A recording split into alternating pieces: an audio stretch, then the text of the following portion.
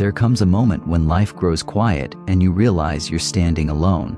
The voices fade, the comfort disappears, and loneliness starts to feel like rejection. But what if this silence isn't abandonment, but preparation? What if God hasn't forgotten you at all? This is where the story truly begins. Before we begin, please hit the like button if you are ready to grow, subscribe to the channel for more, and comment "I am ready" down below. Look, loneliness hits different, doesn't it? It feels like punishment. Like you did something wrong or someone took something away from you. But here's what I've learned. Sometimes that ache of being alone isn't about loss at all. It's actually God hitting the pause button on purpose. And honestly, that pause isn't empty time. It's sacred space. Think about it. When life gets quiet, when suddenly all those voices and opinions and constant "you got this" messages fade away, that's when you can finally hear what's been trying to get your attention all along. When everything goes silent, you're forced to face the stuff you've been avoiding. And that's exactly where God starts his most important conversations. You know how it is when life's crowded. There's always something happening, people everywhere, advice coming from every direction. It's so easy to mistake all that activity for actual purpose. You think, "I'm doing so much, I must be going somewhere, right?" But in all that noise, real clarity, it's rare, man. Loneliness slows everything down. It takes away those false comforts we've been leaning on way too hard. It interrupts the patterns that keep us running to people instead of being grounded in God. And when those supports fall away, that's when the truth comes out. What you really believe, what you're actually afraid of, what voices you've really been listening to. This pause isn't here to break you. It's here to realign you. Here's the thing, God speaks most clearly when there's nothing else competing for your attention. In silence, your prayers stop being these polished, perfect little speeches. They get real, raw. Your faith stops being something you perform for other people and becomes something you actually live. Loneliness strips away all that spiritual noise and emotional clutter. It creates space for the deep stuff, reflection, real repentance, healing, actual direction. It's in these quiet moments that God shows you what you need to let go of and what needs to get stronger. The absence of all those voices? That's not neglect. That's intentional. Look at the people who've grown the most. I bet their biggest breakthroughs didn't come from crowded rooms or big events. They came from those isolated moments when they had no choice but to depend on God alone. When nobody else was listening, God was. When nobody else understood what they were going through, God was shaping their understanding from the inside out. The divine pause teaches you patience, endurance, trust. It trains your heart to actually listen instead of always rushing, to wait instead of panic, to believe even when you don't get immediate reassurance. Honestly, loneliness also breaks those unhealthy attachments we don't even realize we have. It reveals which relationships were just distractions instead of actual destinations. When those connections get removed, it hurts. I'm not going to sugarcoat that, but it creates room for healthier alignment. God uses this pause to reset your priorities, refine your character, and deepen your spiritual roots. What feels like delay? It's often just preparation unfolding quietly where you can't see it, but it's purposeful. This pause isn't permanent, but it is necessary. It's the space where God prepares the next chapter before it even begins, where your identity gets strengthened away from all the applause, and where your faith learns to stand without needing constant confirmation. As the silence deepened, the man began to realize something unsettling. His isolation hadn't just happened suddenly. It wasn't random. One by one, familiar paths closed. Conversations that used to flow so easily became distant and awkward. Opportunities he was sure were meant for him. They slipped away without any explanation. At first, he fought against the solitude. He replayed memories over and over, questioning every single decision that led him there. He kept wondering, why did obedience lead to this emptiness? Why did choosing faith result in separation instead of comfort? But beneath all that confusion, something unseen was happening. In that isolated place, there was nobody to impress, no role to perform. He was forced to face himself without any filters or distractions. Those masks he used to wear to survive around other people? They didn't serve any purpose anymore. Alone with his thoughts and his prayers, he started noticing something uncomfortable. So much of his identity had been shaped by other people's approval instead of his actual calling. The loneliness exposed that truth, gently but firmly. And yeah, it hurt, but it also healed. Days passed, and the quiet became less threatening. In the stillness, patterns started emerging. He began recognizing how often God had actually been speaking in the past, just drowned out by all the noise and urgency of life. Now, with nothing else demanding his attention, the guidance became clearer. The isolation wasn't pushing him away from his purpose. It was pulling him toward it. What felt like rejection was actually redirection, moving him away from what was familiar and into what was necessary. There were moments when doubt crept back in, whispering that he'd been forgotten. But each time, a deeper awareness replaced the fear. He realized that the same God who allowed him to be hidden was the God actively shaping him for something he couldn't yet see. Strength was being formed in private. Endurance was being built without any recognition. Wisdom was being gained through waiting. The loneliness was refining him, not removing him. Gradually, his prayers changed. They stopped being these desperate demands for escape and became requests for understanding. He stopped asking, "Why am I alone?" and started asking, "What am I supposed to learn here?"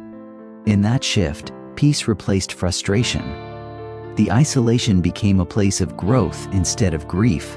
The quiet transformed into clarity. Nobody else could see the work being done, but something inside him was being prepared. His character was deepening. His faith was maturing. His sense of calling was becoming unshakable. The journey through isolation wasn't meant to define him by what was absent. It was equipping him with depth, resilience, and purpose that could only be formed away from the crowd. As time went on, the hardest battle wasn't the silence around him anymore. It was the conflict within him. There were days when he felt deeply chosen, totally convinced this season had real meaning. And then there were other days when the weight of being alone pressed so heavily that he questioned everything. The tension between faith and feeling became his daily companion. In weak moments, this thought would creep in. If I were truly important, I wouldn't be hidden like this. If I were truly remembered, I wouldn't feel so alone. This inner struggle revealed a painful truth. You can feel absolutely forgotten, even when purpose is present. The heart measures value by visibility and love by nearness. When both disappear, doubt rushes in to fill the gap. He found himself wrestling with this idea that God could be working while remaining completely silent. He wanted reassurance, signs, some kind of confirmation, but what he got instead was just waiting. And that waiting tested not just his patience but his trust. There were nights when he replayed old conversations, trying to figure out where things went wrong. He questioned whether obedience had cost him too much, whether choosing faith had actually led him away from connection. But slowly, and I mean slowly, a deeper understanding started to rise. He realized that being chosen doesn't always feel like being celebrated. Sometimes it feels like being set apart, misunderstood, completely unseen. Purpose often requires separation before it brings any fulfillment. In that tension, something shifted inside him. He began to see that God's choosing wasn't about his comfort, it was about his calling. The loneliness wasn't evidence of rejection. It was proof of intentional selection. God wasn't distancing himself. He was drawing the man into a deeper dependence that simply couldn't be built when you're getting constant affirmation. What felt like loss was actually focus. The struggle didn't disappear overnight. Doubt still surfaced. Questions still lingered.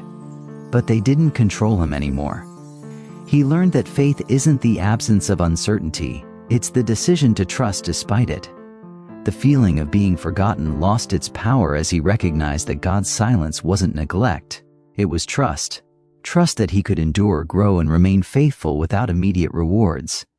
In embracing that truth, he discovered strength he didn't even know he had. The loneliness no longer defined his worth. The silence no longer felt empty.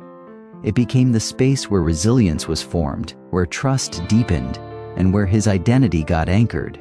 not in visibility or validation, but in purpose that was quietly unfolding. In the quiet that followed, the man began to understand something profound. The hidden season wasn't a delay, it was a design. What felt like stillness was actually movement beneath the surface, shaping him in ways that could never happen in public view. There were no announcements, no recognition, no visible progress. Yet something essential was taking place. God was doing a work so deep that it required invisibility. Think about it like this. Roots grow unseen before a tree stands tall, right? His life was being strengthened where nobody else could applaud it. He realized that some transformations are just too fragile for exposure. If you reveal them too early, they risk being influenced, rushed, or broken by external pressure. In the hidden place, there was freedom. Freedom to grow without comparison, to heal without judgment, to mature without expectation. The silence protected the process. God wasn't withholding progress, He was guarding it. What looked like inactivity was actually preparation unfolding quietly and deliberately. As days turned into seasons, the man noticed how his character had changed. His reactions were calmer, his faith was steadier, his sense of direction was clearer. He wasn't driven by urgency anymore or this fear of being left behind. The hidden work had reshaped his priorities, teaching him that depth matters way more than speed, and faithfulness matters more than recognition. The absence of attention refined his motives. It ensured that when the time finally came, he'd stand firm without needing approval to sustain him. He also came to see that God often reveals people after He refines them. The hidden season removes your dependence on applause and replaces it with inner strength. It teaches obedience without reward and trust without explanation. In that unseen space, he learned to remain consistent even when nobody was watching, and that consistency, it became the foundation of his future impact. What once felt like abandonment revealed itself as intimacy. God had been closer in the silence than He ever was in the noise. The hidden work wasn't about isolation from love, it was immersion in it. The man understood that this season wouldn't last forever, but its effects would. The depth formed there would sustain him when visibility returned.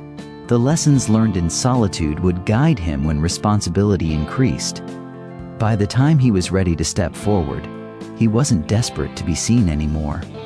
He was secure in who he'd become, prepared not just for recognition, but for responsibility, not just for influence, but for endurance, not just for success, but for a faith strong enough to actually carry it. You know what? Maybe you're in that hidden season right now. Maybe you feel forgotten, set aside, like you're in a waiting room with no end in sight. But what if, just what if, God is doing His most important work in you precisely because no one else is watching?